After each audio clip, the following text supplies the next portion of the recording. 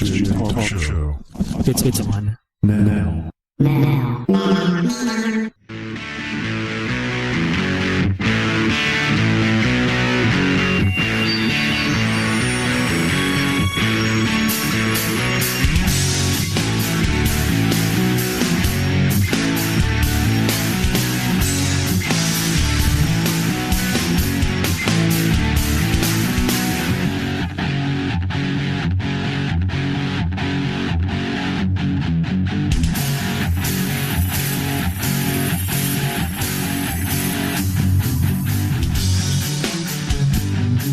Welcome to Jeep Cherokee XJtalk.com show. My name's Tony, also known as Moderator on xjtalk.com. This is a talk show about XJ vehicles, which is the two-letter designator for the Jeep Cherokee. Produced for many years, almost 3 million units sold. We love them, we drive them. Some of us take them off-road. Most of us take them off-road. Tonight we're going to be playing a pre-recorded interview with Wayne Lang, Cantab 27, from Christchurch, New Zealand. This interview was recorded just a week before the 6.3 earthquake that they had and devastated the Church Christ area. So, and we may actually have a call from Wayne after the interview just to catch up with him from last week's live interview. So we'll get started here right away.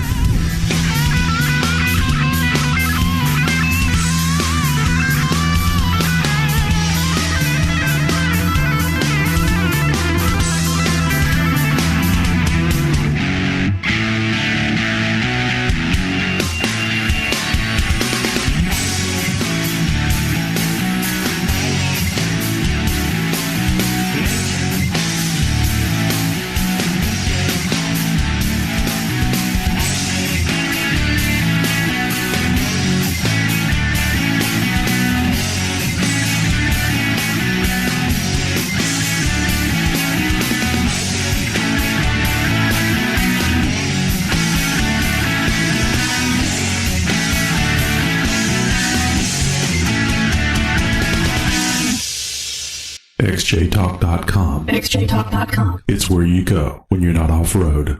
Do you have questions or comments that you would like played on the air? We've set up voicemail just for that purpose. All you have to do is call 530-675-4102. Just leave your name, your location, and your question or comment. Chances are good it'll get played on the air. That number again is 530-675-4102. We look forward to hearing from you today. Hey, I just wanted to tell you about xjtalk.com. It's a great site. There's no bashing. Everybody's nice and friendly. Great place to be. This is Brian XJ, just calling in to tell you that we really like the website. Full of a lot of tech and a lot of good people. I always get a response back quickly. Thanks. Have a good day. Okay, so just looking here at the chat room, we've got Dalton 4x4. Dalton, we can always count on you to be here. I know that a couple of the guys are out doing a vehicle recovery tonight. We had a new member come up in the chat room on XJ Talk and say, "Hey, need some help out night wheeling with a friend of mine," and they rolled the Jeep. So I'm not sure if it was an XJ or not. It certainly doesn't matter as far as the rolling of said vehicle, because we're all a part of a community and we want to try to help out anybody that needs the help. Anyway, there wasn't anybody available last night. It was around 10:30, I guess, Central Time, when that information came in. And seems everybody up in North Houston goes to bed early because they have to get up early to go to work. So I believe Rini and Matt were going to be going out there tonight or after work and trying to roll the vehicle back over. That new member is Big Jeep. I wanted to say Big Jim. Big Jeep. And he was a passenger in the vehicle. So hopefully we'll get some images, whether it be video or stills, up on the site. And of course the site is xjtalk.com, in case you didn't know. So what I have here tonight is a interview that we were originally going to play last week, but the 6.3 devastating earthquake in Christchurch, New Zealand occurred just the day before the normal Wednesday show. So it was just by luck, Wayne was actually able to call in via Skype from Christchurch and just, give us a good idea of what was going on there and his thoughts and feelings that he was going through. And it was a very interesting interview for me anyway, being on the other half of it. Hopefully it was for you as well. But that was last week, and because of the events and because Wayne was able to call in live, we did not play that recorded interview. So that's what we're going to do tonight. The recorded interview was done 1 week before the 6.3 earthquake in New Zealand. And I believe there's even some discussion about the earthquake that happened back in September, and also to the threat of new earthquakes coming up. And of course, we had no idea what was going to be occurring just 1 week, one short week away. So anyway, without further ado, let's get to the interview.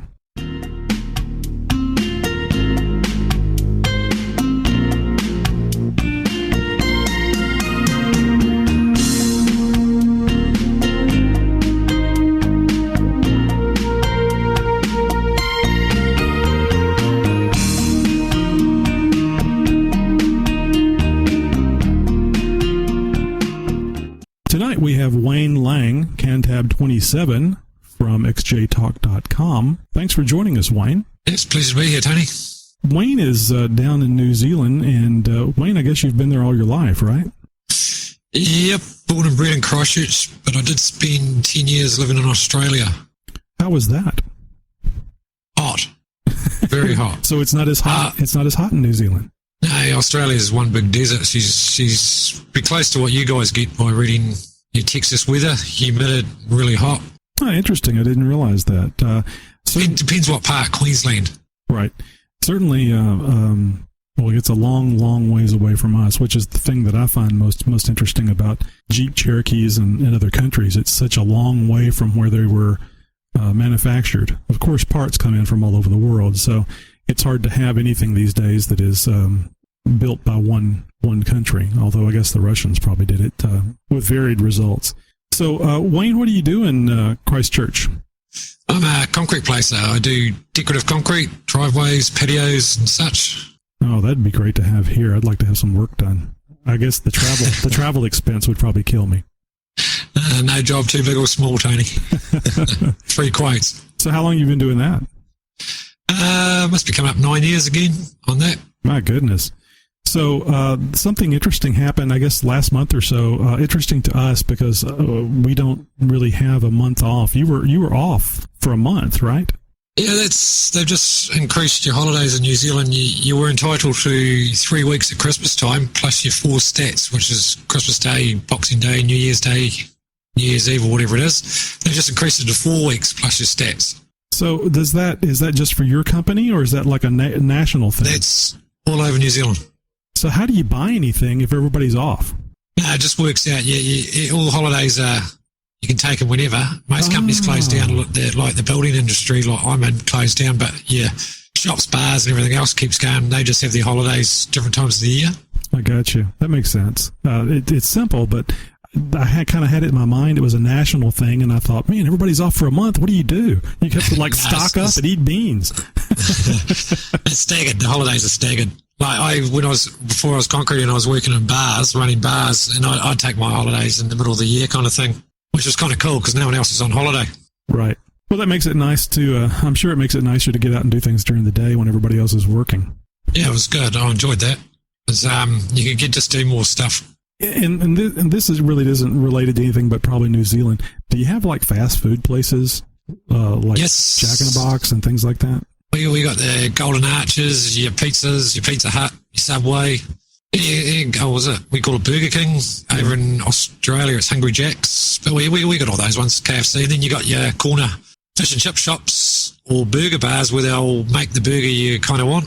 Mm-hmm. And then grill in front of you kind of thing, just like a little size of your average lounge kind of a shop. See, that was the thing that disappointed me the most about visiting Mexico. I went over there with my wife. She's originally from Mexico. And I went over there to, this was years ago, too, before our second daughter was born, and she just turned 16. So we were in Monterey. I was very disappointed because they had a Chili's. They had a Whataburger. It was like, going into Houston. So, that's just the way things go. But you know what? I think that the American vision is, well, it's like people in other parts of the country. They speak with somebody in Texas. They want to know if you have an oil well and how many cows you have. So, and interestingly enough, I did have a cousin who had an oil well. It's funny. We also have, they're called dairies. And it's like you call them convenience stores, but they're only little stores. They're usually old houses, and the lounge is turned into a wee shop. And you got one of those in most corners. Like I've got two within 5 minutes where I am, drive. You'll go into your suburbs or town, and there's usually one in every third corner, and they're run by Indians or Chinese. It's quite bizarre. It's always been like that. It's handy. It's just like your cigarettes to your ice creams to just little household products. They're everywhere. I got you. So it would be like our Stop and Go or 7-Eleven, or I can't remember the one. I never stop at them. I hate those little things. They're convenience stores. Oh, well, yeah, we call them dairies here. I'll post a couple of pictures. They're quite bizarre because, like I said, they're on the corner and just like old houses converted into little shops. It's been like this since I can remember. That would be interesting because that's not how we do it here. Of course, the places that we have here are kind of like gas stations and convenience stores, and if you forget your can of green beans on Christmas or Thanksgiving, you can go buy a can of green beans at the convenience store for like $8. And, they're normally like $1 or something. So, well, our surveys are going like that now. Because we're about 10, 20 years behind everyone. So our survey stations, you get your groceries in that there now kind of thing. It's all beginning to change. Mm-hmm. So it's killed most of the main town and shopping, our CDB or whatever you call it, the central business district. That's all dying because of the big malls are going up. But like I said, we're far behind. We're slow to catch up the way people shop and whatnot. Well, that's not necessarily a bad thing. I mean, the malls are fine, but most men don't like going to the malls because it's an adventure. You can't just go get what you need and get back to the television or the computer or whatever it is you want to get back to. Of course, there's no Jeep parts at the mall. Yeah, of course, the women like cruising around and seeing everything and doing the window shopping. So. Yeah, and you get caught for cruising around looking at the woman cruising around. Well, that's why they make dark sunglasses, Wayne. Yeah. See, I told you we were way behind. It's like looking at the sun. You just don't look at it very long. If you look at it too long, it's going to burn your eyes. Yeah, you're not wrong. Okay, so anyway, getting to the meat of it, the Jeep. You've got a Jeep Cherokee XJ. What year is it again? It's 95. And how did you come across that? I actually had this would be nice for Jim. I had a Toyota Hilux double cab. It was slightly modded and kept overheating. So the wife told me to get rid of it because she didn't like it. So I was actually looking at Land Rovers, the Discoveries, the V8 ones. Right. And I come across an ad for the Jeep Cherokee, went around and drove it. And I like the way the window wiper, how it washes the whole windscreen. Right. And I like that, so I brought it. And yeah, ever since then, I didn't know nothing about it. I didn't even know that it was unibody, that they didn't have chassis back then. Mm-hmm. So how many miles did it have on it? Sorry? How many miles? 160, I think it might have been less. It was very tidy when I brought it, and I paid just over 3 for it, I think, or 3.5. How long ago did you get it? That would be 3 and a bit years ago. So that's not a bad price. I mean, even here, that wouldn't have been really bad a price. Oh, it was, if you could, when I first started posting, you can see some photos of it, and it's actually quite a tidy one. It's not so tidy now, but hey. Well, you've used it quite a bit. Yes, it's I brought it, had all these clunking noises as they do and whatnot, but because of joining these forums, I just slowly weeded it out myself, asked questions, tried things. Fix things. It's great. That's what I like about them. Yeah, it's great knowing how they're put together, and it's a big confidence builder when you know what to look for and what to expect. And it can be very maddening at times because, especially when you fix something and it fails again or something similar or in that area fails, and you wonder when you're ever going to get to it. or get done with it. It's like, well, I think I read Steph saying to one of the boys yesterday, Brian, and one of them saying to Brian about, don't worry about it, it's only a piece of metal, go back to it kind of thing, which it is. We walk away and go back to it and have another go. Right. Well, I think we have a little bit different perspective because we can go down, or you can go pretty much anywhere and find one with a whole nother set of problems for $500. And of course, that's one of the problems you guys have there, the owners of Jeep Cherokees in New Zealand, is parts, getting parts.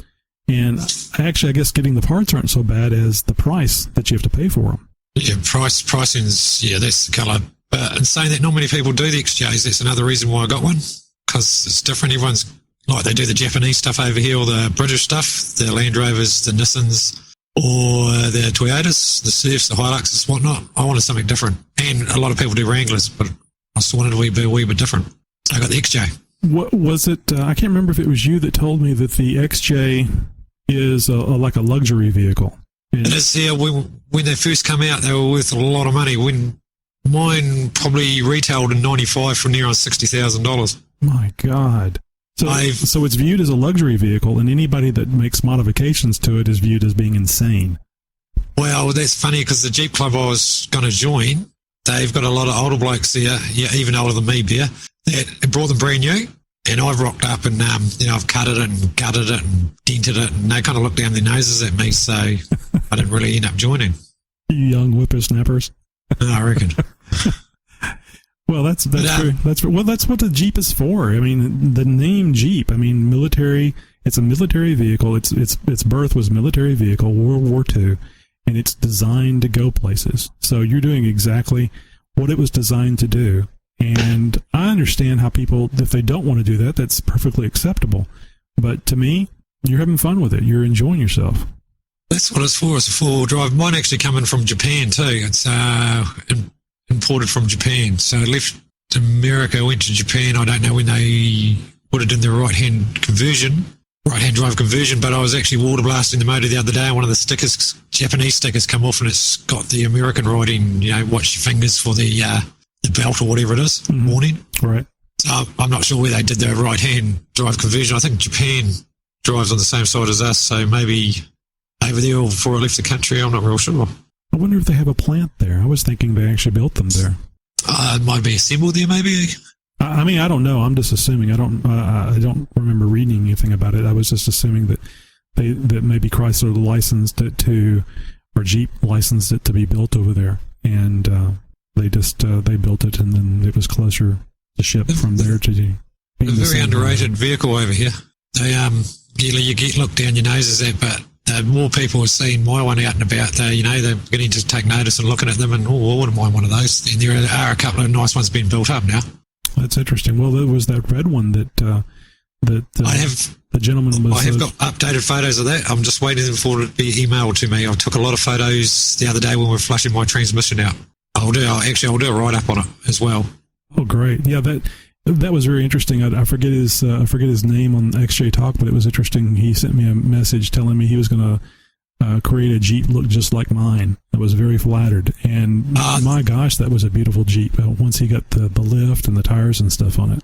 Oh, Caney. Yeah, we went out wheeling a few times, but I think I told you he had to sell it to start his business. Yep. And he couldn't sell it lifted, looking like that. He had to break it down. He had to put the stock suspension back on it and tires. He sold the Jeep, was it 2000, wasn't it, for 6,000. He had 1,300 on the lift and 1,300 for those rims and tyres, which was quite a good deal. Yeah. Can you just pause for a minute, Tony? My landline's going. Go right ahead. So it sounds like he broke everything apart. He got more money for it than he would have selling it all together. Of course, the buyer, maybe they didn't want all that crap on it. Yeah, it's not crap when it's lifted. It's rude not to lift a Jeep, actually. I agree with you, but over in New Zealand, it may have been that people didn't want it being a luxury vehicle. They wanted it, like I think the guy wanted it for towing, but I would have lifted it. The guy paid $6, so he could add 10 for all that. It was a very good looking Jeep. Oh, it was beautiful. But he might not want it. Yeah, it was beautiful. For that. It really reminded me of mine whenever I first started making modifications to it. Beautiful color. That red. That red really stood out in his photos, didn't it? Yeah, it sure did. but you guys like your green, and I wouldn't mind a green Jeep. I mean, green's great for off-road and back in the woods. And hey, don't play this bit, but you will. But I don't care what colour they are, as long as they're an XJ. Yeah, Green's just an in-house joke. I'm the same way. I mean, they're all of them have. It's just the body lines and how they look, especially lifted. They look cool. Yeah, whenever it's a stock thing, it looks a lot like a station wagon, even though they're very capable stock. But once you lift it, oh my gosh, it's just an amazing transformation. Lifted in a set of muddies, they go well because they're so light and the power to ratio thing, isn't it? Yes, they really get going fast. I mean, I routinely would go well over 100 in mine. That's back in the stock configuration. I took the trip in this stock one, my mate's stock limited, 94 limited, the leather, and I forgot how nice they drive stock standard and the power, beautiful. Yeah, well, you never did change the gears in yours, did you? Yours still got the 355? It's on the list, but it's not really a daily driver. Right. But it is on the list. I was just going to mention that when I put the 456 gears in mine, it was like driving it when it was stock, except you're sitting high. I'm going to have to do it then. It was an amazing thing that for the fun of driving the Jeep, that was the biggest thing that I've done to it. It was expensive, but it was the best thing because you notice it every time you drive it. One of it's worth pricing up some gears, and you know how I put that post up with my friend going to Hawaii. That's not a bad idea. It's, the gears are a little heavy, but I don't think they'd be as heavy as wheel bearing assemblies. Because I've got to put a wee list on there, so hopefully people can price or put us some links to some pricing, and then me and him have got a nut out. Think what would be a good stuff to bring over, just throw in our gear bag kind of thing. Like a lot of sensors will be worth bringing back. And I'm sorry, the people listening that don't understand what we're talking about, it costs a lot of money to get parts in New Zealand, and it's largely due to getting it shipped there.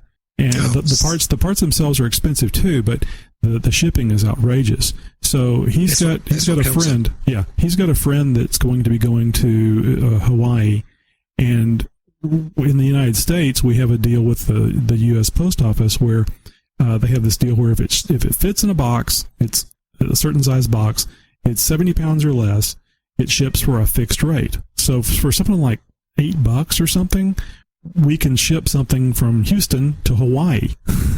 So, and then his friend, whenever his friend gets on the plane to come back home, he can, check at his luggage. And now the whole shipping thing, I guess gears would probably cost $50, $60, $100 to get shipped to New Zealand. And now we're talking about $8, and the guy's, on the plane anyway. So, that obviously is a cost, but it's not going to be a shipping cost. As an example, our front hubs or bearings like $250, $100 a side. I think it's A1 Tony selling them $100 a pair, American. Right, and I'm sorry, how much was the shipping? No, that's just our ones landed here. For me to go to where I buy them from to buy new ones, it's $250 to $300 a side. Oh, okay, I see what you're saying. So you can probably figure that a lot of that is shipping, and it just amazes me that they're. Gosh, you would think that somebody would snap up the idea of putting a bunch of this stuff on a boat. Well, again, there's not that many Jeep Cherokees over there, so I guess it's just not worth doing it. And that would be another reason why the prices are high. Although someone should have invented decent hubs for the once you could re-grease and repack, maybe. That was a little disappointing to me as well. I'm not used to that. A sealed, non-serviceable bearing. Because I'm on beyond to, I know my left front one's playing up, and that'll be my second set in 3 years since I've had it, and the last set, be lucky if I'd done 10,000 Ks on them, but it does play in a lot of rubbish. Right, well, you get in the river a lot, and that's got to be washing out that grease. Yeah, exactly, so it's a four-wheel drive, you pay for these things. Yeah, that's true, it's a hobby. Yeah, it's the same as the bodywork's a bit bunged up, but hey. So, what kind of things do you do over there? I mean, I'm asking this because you've been on our site, and there's a lot of American things and American ideas that we talk about there. What are the things that you do differently with your Jeep than we do over here, or are there different things? Nothing really. it's more a learning curve for me personally myself, and getting ideas from you, which can make my modifications cheaper, if you get what I mean. Sure. Or silly, or not stupid or silly ideas. A good example is the pool noodles. Yeah. Inside your door. I had no idea how to sort that out, and Rini, he said, yeah, $2. It did cost me $2, and it was brilliant. Probably one of the better things I've done, because it keeps all the crap and stuff out of the hinges and inside the cab. Right. Yeah, I was a little surprised by that too. It makes perfect sense. But he talked about it on the website, and then one of our Houston area meet and greets, I said, show me the pool noodle. I was a little nervous at first, but he pointed towards the Jeep. That was on his interview, wasn't it? I remember that. Yes, it was. A video interview, yeah. Yeah. And the thing I found interesting was, I believe he had a pool noodle on one side, but not on the other. Just the driver's side. So he was pool noodle pacing himself. It's more that I get more ideas of you. It's just like, we can't go to the junkyard, as you call them. We call them car wreckers, and make a so-called bastard pack up, or get springs or bits and pieces off wrecks. We just don't have the vehicles over here for that. Yeah.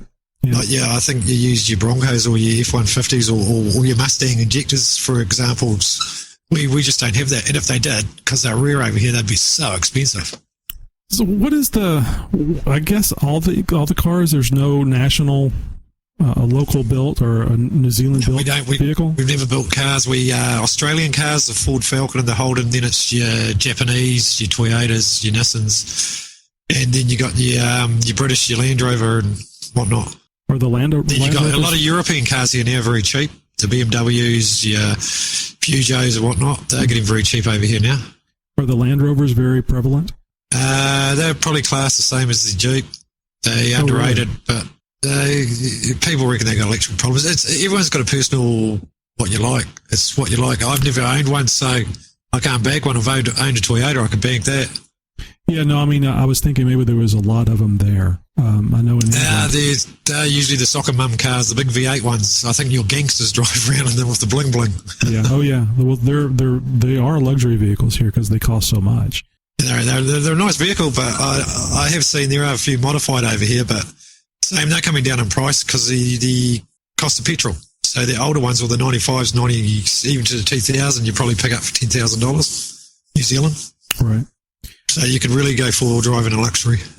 Yeah, and I don't know, something kind of rubs me the wrong way. Of course, I've got power windows, heated mirrors. I've even got a block heater on mine. I guess mine is probably next to the fanciest one you could get. I think the one that I saw that had the only one that I've ever seen that had more was a sun or moon roof built into it, and I didn't know. Okay.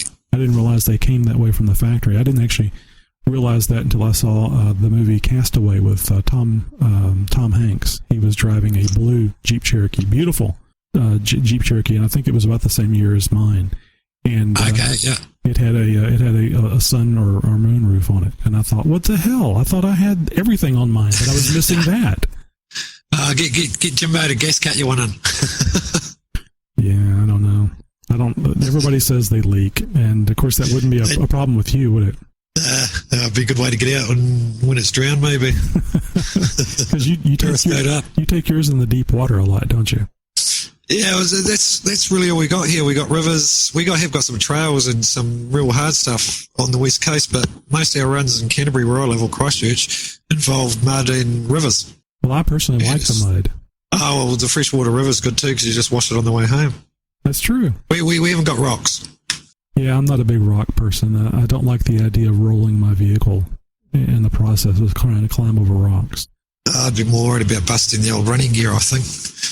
Yeah, maybe so. The old that's all we got down. Well, here we got some really hard stuff on the west coast, which is all mud and winching and making your own trails and probably bush bashing a bit to get around them. But we're pretty lucky to go wheel out of wheel most places. There's no, obviously not on private land and farms and stuff unless you get permission, and most of the farmers are quite good. Right. But we're really lucky. Oh, actually, speaking of the land there, you've been having quite a few. There was a 7.1 or so, very close to Christchurch back in, was that July? September the 4th. I know this one well. 6 minutes past 4. Woke me up. Did more than wake me up. Yeah, I'm sure. And it was fortunately nobody was killed in that, but it did a lot of damage as well as 7 point anything should do. But the thing, I'm sorry. We was just very lucky when it happened at that time of morning, Tony. I think looking at the damage in town and certain suburbs. It was amazing. It was really amazing, especially the links that you were sending us. I was very enthused that you had internet access, because I was afraid we weren't going to hear from you for some time. And we were really lucky. The infrastructure, or they bandaged that up really okay. There was some suburbs we lost it for weeks and stuff. We were only out for like 3, 5, 6 hours kind of thing. Mm-hmm. There's a suburb just up the road where my boy's mate lives. They've still got porta potties or your toilets outside. They've still got no sewer down there. And that was from the initial earthquake and not the aftershocks. We've had over 4,000 aftershocks. We had 4 yesterday. We've only had 1 today. My goodness. I think that's the thing that shocked me the most. Hearing the 7.1 was a big deal, especially when I heard Christchurch, because I was like, that's where Wayne lives. And then I got on the site and got a hold of Rini, Argonard, and told him about it. And I don't know, he may have actually called you on the phone. I can't remember. But I think he was trying to email and stuff. Right. But because we had no power, and I was actually spent the first couple of 3 hours sitting in my work ute, listening to the AM station on the radio, finding out where the earthquake was, because when it first struck, we live real close to the coast, and we were worried if it was out to sea, we were going to get washed out anyway with tsunami or something. Right. That was our biggest fear.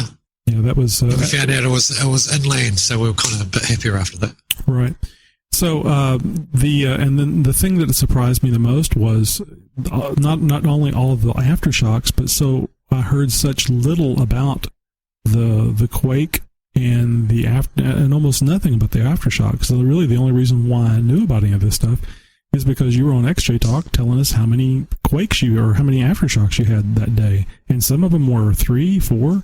You had some bigger than a 4.0, didn't you? Yeah, we had some 5s, some good 5s. The last decent white rock we had was probably not the Friday gone. The one before was a 4.9. That rocked the house pretty good. My goodness. And you're getting quite a bit of damage to your house as well, aren't you?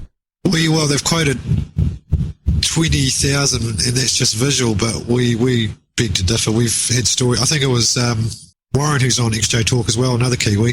He's got friends who are same boat. They were 16,000 visual damage, and the quotes started coming in, and people looking at the work to do, the contractors, and they've quoted over 60,000.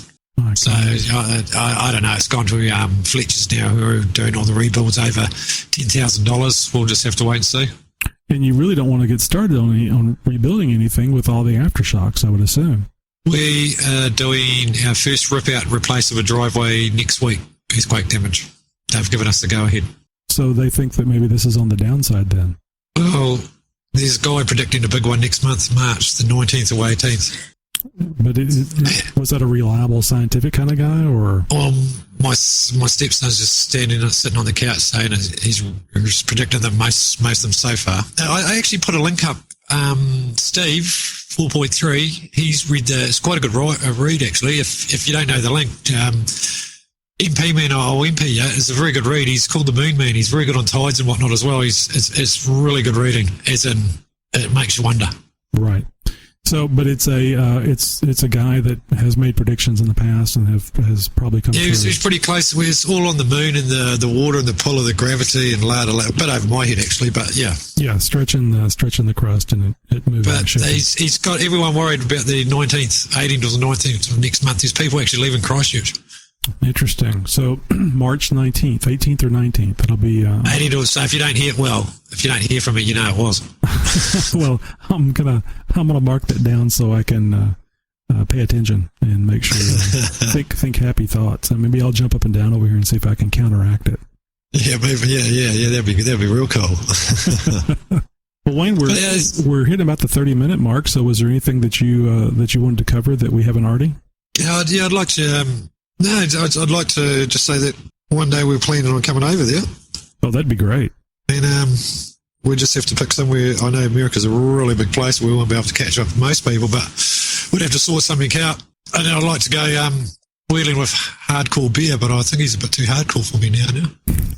And just maybe do a few malls with Big Jim and Rini, you know?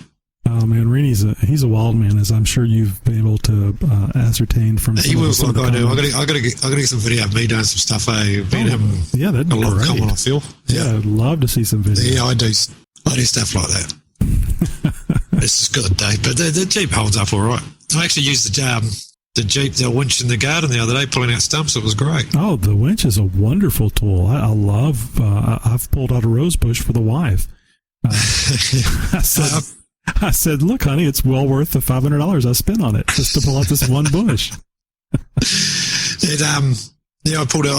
posted pictures and stuff. They pulled quite a good, nice stump out, actually. And what winch I'll read is their it? comments for that.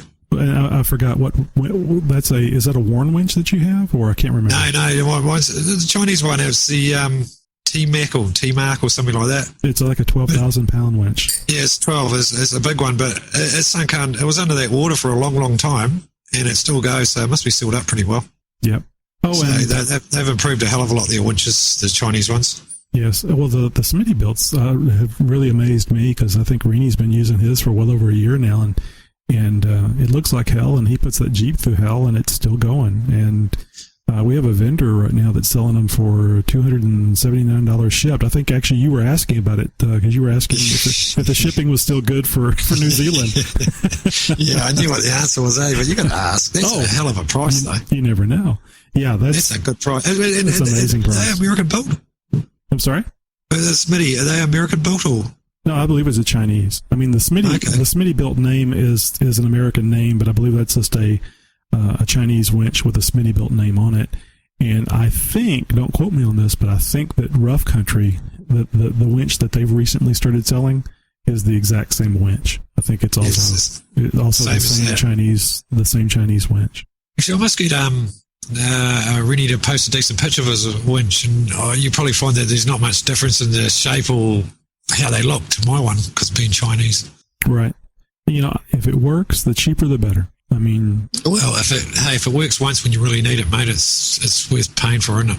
Yeah, exactly. And for $279, you know, if I had the funds, I would get one and put one of those little trays that you can plug them into a 2-inch receiver, and I would keep it in the back of my Jeep, and I would put the wiring back there so that I could run it from the back of the Jeep, because you don't always get stuck in the front.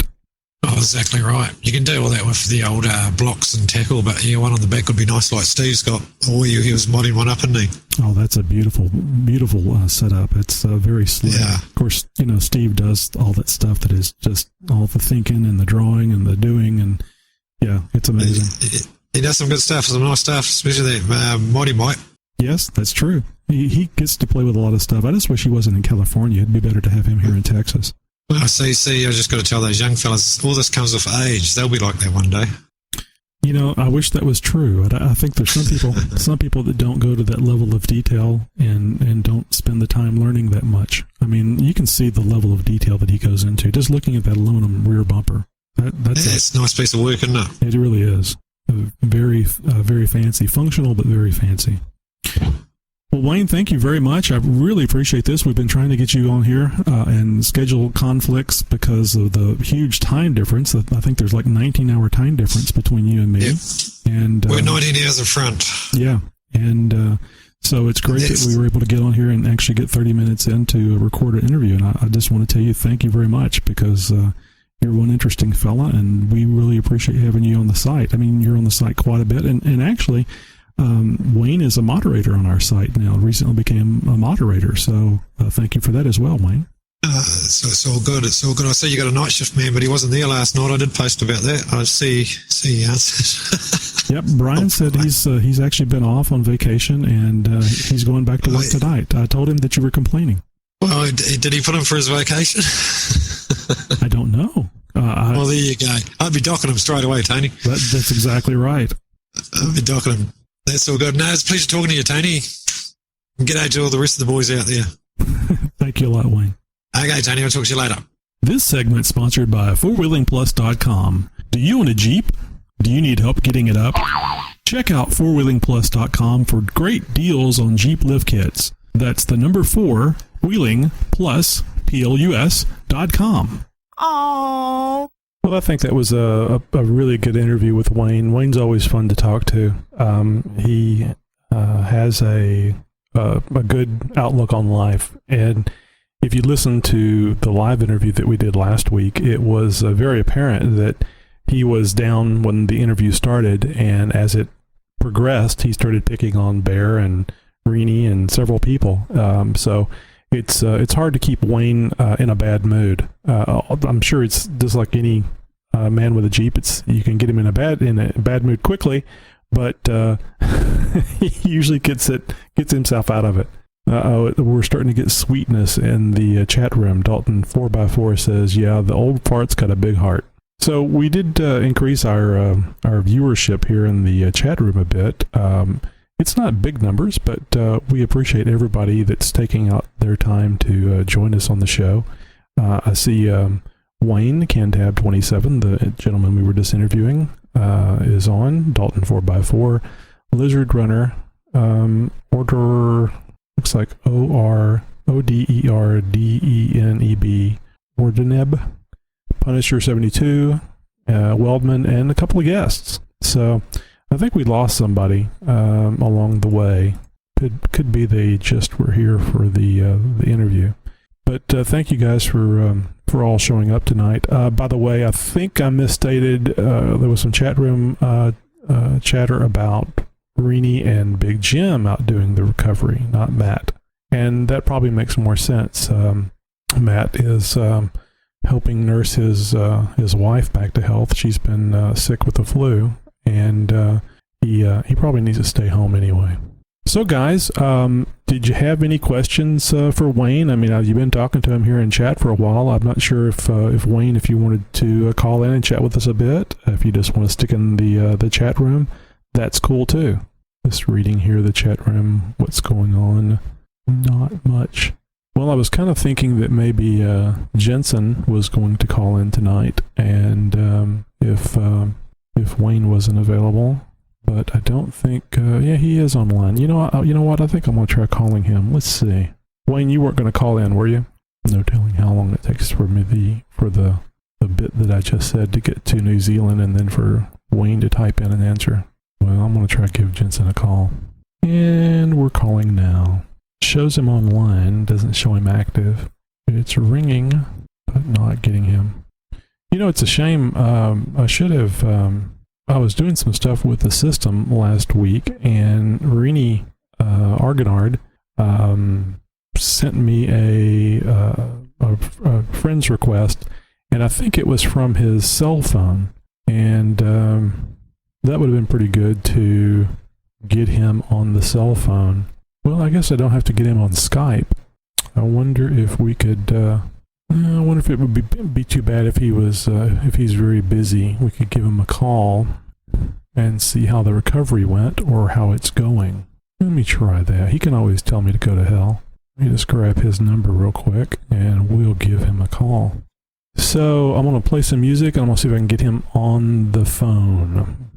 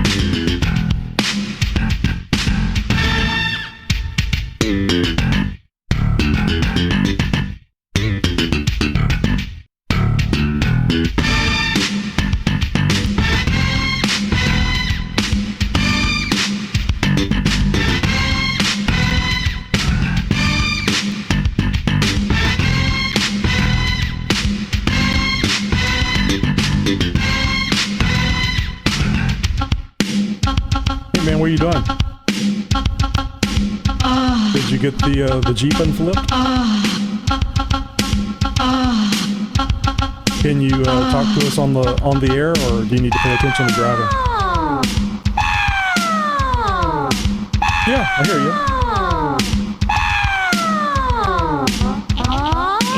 Yeah, but I think that'll be good for our show. You want to do it? All right. Okay, I'll put you on. Hang on.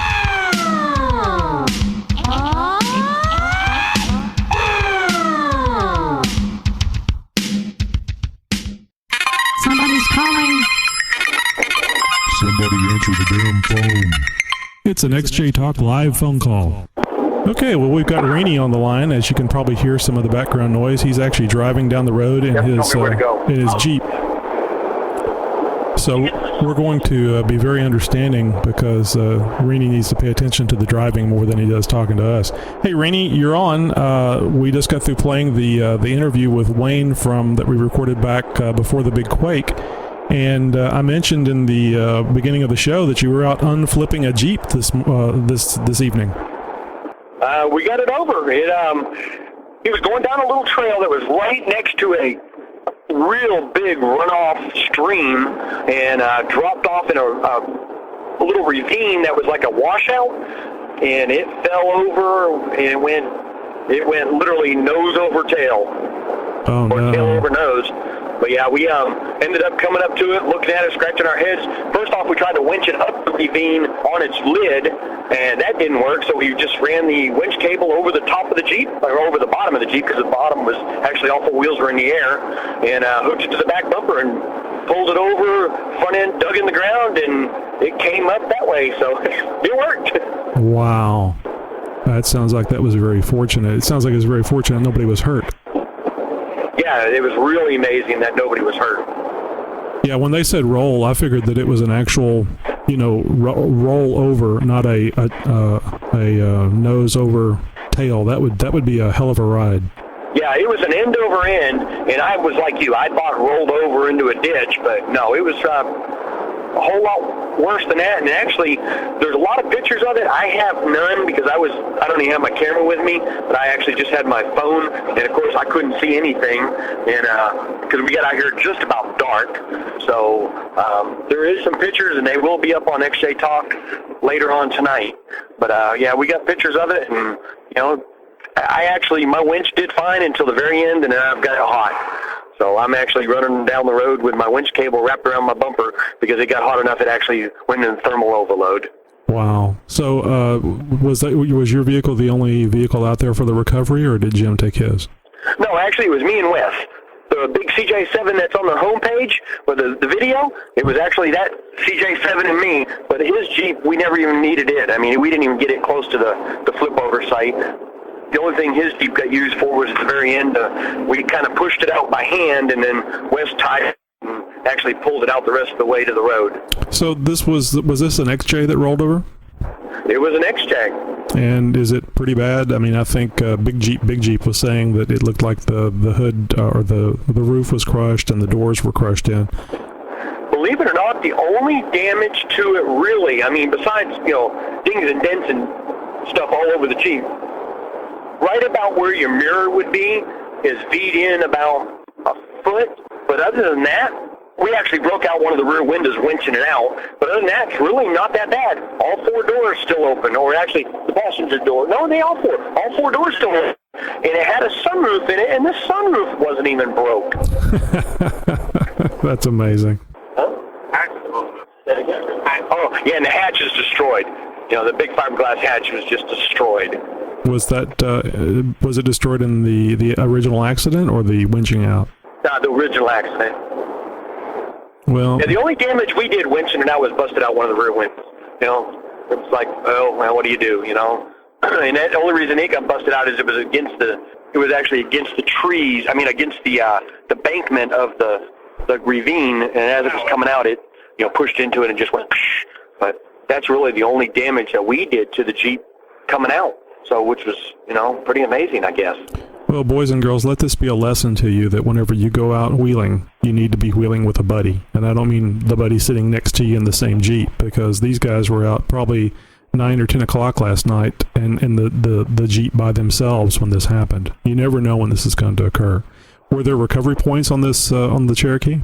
Yes, there actually, the front bumper was a good recovery point, and the back bumper, the back had a hitch on it. So we actually just used the hitch with a tree saver is what we actually did. And of course, now we did have to tie my Jeep to a tree because it would have sucked me into the ravine. But other than that, and it came out pretty easy. Great. Well, I hope you do a write-up on that because there's not a lot of us that have done recoveries. I know I haven't. I've done one recovery, but that was just somebody stuck in a mud hole. This was a major deal, you can tell. Yeah, this is actually, I've been wheeling for a very, very long time, and this is the very first rollover I've had to go pull out. So this was a new one on me, too. So did you get to meet our new member, Big Jeep? Yeah, matter of fact, he's in the Jeep with us right now. We're actually bringing him back to his house. Was the Cherokee, the rolled Cherokee, was it, what year was that, and was it drivable? It's a 90. It probably would have been drivable, but it sat overnight with all the oil, leaking into the motor. So we didn't even try to start it. So is it sitting out there, or is it being trailered back? They're going to actually call AAA. Oh, okay. So did you just pull it out to the road, or or is it just where it is? Yeah, it actually pulled it up to the main road and just left it on the side of the road. That way they can come get it with a wrecker without having any issues. Wow. Well, and that's the other thing. If you want help in North Houston or Spring or Conroe, you need to do it before 9 p.m. Otherwise, everybody's in bed. Yeah, pretty much. But this is one of these things where, generally it wouldn't have been a big deal like last night, but I didn't hear my phone, so, what do you do? Well, you guys get up early. I know Matt gets up early to go to work. You get up early to go to work. I have no excuse for Bear. I'm sorry, I have no excuse for Big Jim. Sorry, Bear. Yeah, Big Jim gets up early, but he was on. Yeah, he was on last night. He said that I think he was telling the guy in chat that he had 2 bald tires and a raging case of herpes. We're going north, but yeah, okay. All right. Yeah, hold on just a sec, guys. I'm trying to figure out how to get out of this neighborhood. Okay. Yeah, you can actually take a right to the south side. Uh-huh. Take a right to the next south side. They'll bring you back out to the main and do the same thing. Take a left. Live radio, folks. Okay. Appreciate it, guys. All right, man. Appreciate it. All right. All right. Okay, I'm back on now. Well, what's your opinion of the rolled Jeep? Is it salvageable? I would cut the top off and put a cage in it and wheel it. It actually wasn't a bad looking rolled Cherokee. I would imagine before the flip, it wasn't half bad. And to be real honest with you, I believe that somebody like Jensen could probably put a top on it because the back part of the top wasn't crushed down that bad. So I mean, more than likely, somebody could actually, with a little bit of bodywork experience, probably have this Jeep back up and operational. Well, I know they skin Jeeps pretty easy, and I bet you, although, I don't know, I'd probably have to think about it for 5 minutes, but I bet you could actually cut a top off another Cherokee and do it, fix it quicker. But like you say, you can. Was it a daily driver or was it a off-road, primarily off-road vehicle? Was that a daily driver, Jim? Do you know? No, it was primarily off-road. Oh, well, time to scrap the hood scrap the roof and put a roll bar in it then. Oh yeah. All right, man. Well, I appreciate you taking the call right here in the middle of all the stuff that you're doing. It's a great story, breaking story that's going on, and I look forward to seeing those pictures. Yeah, so do I. And we actually got pictures of it the whole way around. I mean, as it was coming up, they were taking pictures, so we should have some pretty good pictures of it. And it was a little bit different. Like I said, this is my first real rollover recovery, so I'm interested to see how the pictures turned out. Also, too, did we get a new XJ Talk member out of this rollover recovery? The guy knows about XJ Talk. He said he was going to sign up and put some pictures on, so we'll see. Excellent. It's all been worth it. Yep. All right, man. Have a very good night and a safe trip home. All right, we'll talk to y'all later. All right, bye-bye. Bye-bye. Here we go, guys. And so that was, I know I was personally curious about what had gone on with that rollover recovery, and we just happened to get Rini at the right time to where he could actually talk about it. They were apparently just finished up, and were driving back to, I guess that was a big Jeep that was being let out at his house. So, man, I cannot stress how generous that is of Rini. Of course, he's just that way, to go out there on a Wednesday night, miss the show. I mean, that's small, right? But go out there on a Wednesday night and help out a fellow Jeeper. And that's the big thing that really impresses me about you guys, is the community. I know that we can fight and squabble and raise hell and maybe drink too much, and that's part of the reason all the rest of it happens. But when people need help, there's somebody with a Jeep willing to go out of their way to lend you a hand. So pretty cool stuff. It makes me very proud to be a small part of bringing you guys together with xjtalk.com. So before we leave, I'd like to play our newest commercial, our newest vendor, fourwheelingplus.com. Ron is the owner of said company, and he's actually the gentleman that I bought my rough country 4.5-inch lift from, that got the whole thing started with my Jeep. So Ron was kind enough to become a paid vendor on xjtalk.com, which if you have a company, you can as well. Well, even if you don't have a company, that's fine. You can be a paid vendor. But here's fourwheelingplus.com's commercial. This segment sponsored by fourwheelingplus.com. Do you own a Jeep?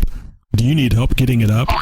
Check out fourwheelingplus.com for great deals on Jeep lift kits. That's the number 4, Wheeling Plus, PLUS.com. xjtalk.com. xjtalk.com. It's where you go when you're not off-road.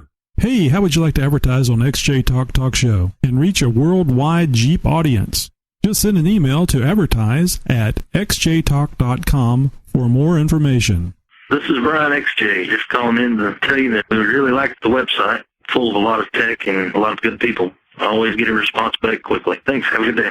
I just wanted to say XJ Talk is the best site in the world, and if you think you know of a better site, you.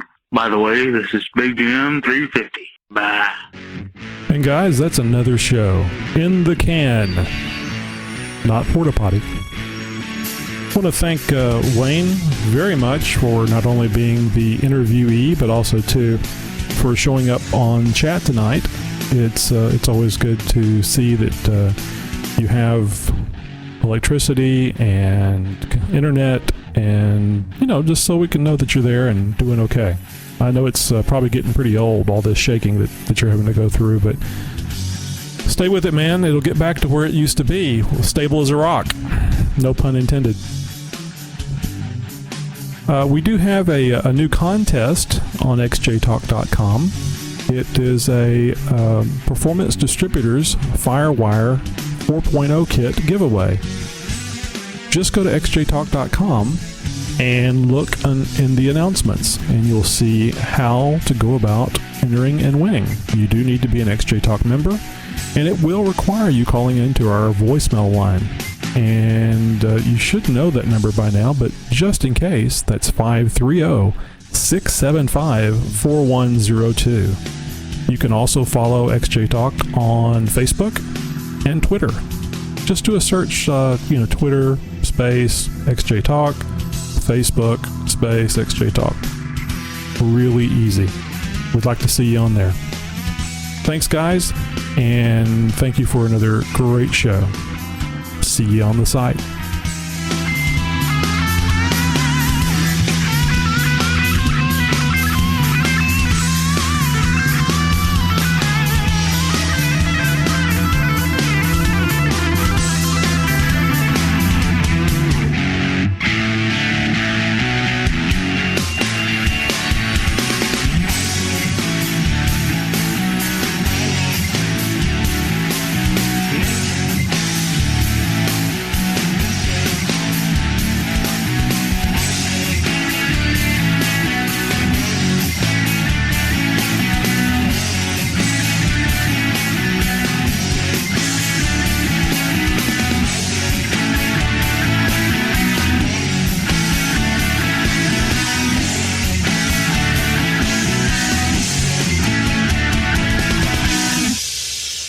Hey, sweetness.